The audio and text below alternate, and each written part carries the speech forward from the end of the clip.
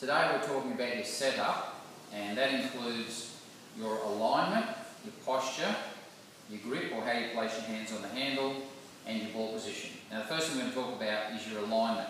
Now people get alignment confused with posture. Now alignment is really the relationship between your feet, your knees, your hips, your shoulders and your eyes. So here I've got this through my belt so you can see where my hips aim, and then I'll put this across my shoulders. Now from a teaching point of view, when we're talking about alignment, it's really that things are parallel to your target line, rather than some players might have this sort of alignment, or they might have their hips in another direction. So if you've got good alignment, it means that everything is parallel. And my preference would be that your hips, shoulders and your eyes are parallel. If your feet are a little bit off, it doesn't matter too much. Mostly that your knees, hips, shoulders and particularly even your eyes are parallel to your target line. And that really is good alignment, particularly your eyes. We don't want to see your eyes on a funny angle this way. If you've got a dominant eye and you tend to tilt your head, we really need to have your eyes parallel to good alignment as well. Now then, posture is really the attitude of your body, or the shape of your body at address. Now from this point of view, or from this direction, you want to see that you just unlock your legs, bend forward, chest out, shoulders back, and your arms just fall. You don't want to see too much slouching because that's going to prevent you from rotating properly and affect your power. Now from front on, this is one that most people don't understand. You don't want to stand in a dead upright position when you lean.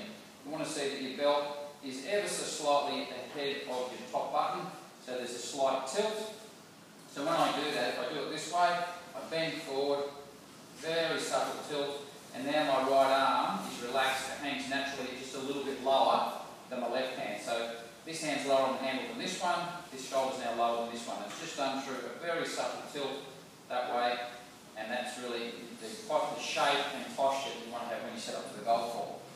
And the next thing we're going to look at is how you place your hands on the handle or the grip. And you really need a good routine to do that. And probably, if you look at someone like Adam Scott, he has a good routine where he puts his left hand, I'll just take this out of my belt, left hand next to his left leg, that's where your left hand naturally hangs. Puts his left hand on there, lifts the club up, slides his right hand down, checks the club face on the way down, and then he just gets set and he's ready to roll. And that's a good routine and a way of guaranteeing that you can get your hands on correctly. Now, if your hands are too far to the right, you'll tend to get the ball lower and left and have problems with distance control. If your hands are too far to the left, you'll tend to get the ball higher and shorter to the right with a slice. So somewhere in between is a straight grip. This way is a hook and a hook low and left and probably heavy with divots. This way is high, short and right and probably a little bit thinner.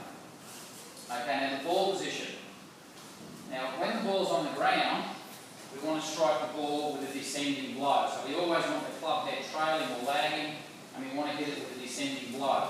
So the bottom of your golf swing, or the low point in your swing, would be after the golf ball.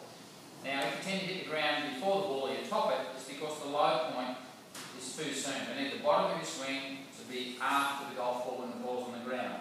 The only time we want the low point before the ball is when the ball is teed up and we're going to play a driver, and that helps reduce spin, increase the launch angle and maximise your distance. Alright, now from this direction, if we're going to hit the ball on the downswing, then the low point is after the ball. Now when the club's descending, you can see the noodle is also going to the right, so we would generally aim slightly to the left. Now when the noodle is going up for the driver, you can see that when the noodle is going up, it's also going to the left. So we would aim ourselves marginally to the right with the driver, because as you catch it on the way up, the ball tends to start fractionally left off the golf club. So on the downswing, the club's travelling to the right. On the upswing, the club tends to be travelling to the left.